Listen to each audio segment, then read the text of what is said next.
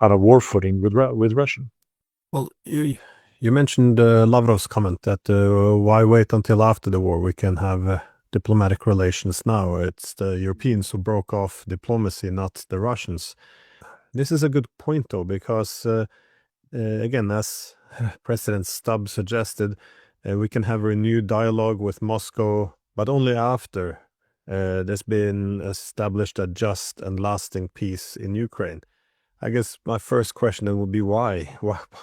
Why would the diplomacy enter after a conflict? Also, to what extent would it be possible if we recognize that this war is, as many have suggested, from Leon Panetta, Boris Johnson, that this is a proxy war indeed? Wouldn't the dialogue be required in order to reach this lasting peace? Because, again, from the Russian perspective, the main problem is that we cancel these agreements for pan-European security, indivisible security.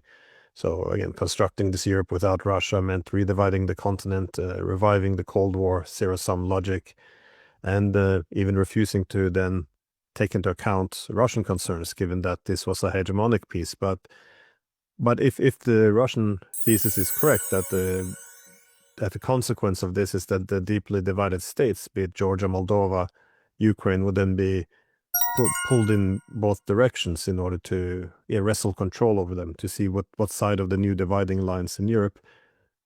All of this seems to be requiring some agreements between the Europeans and the Russians as well.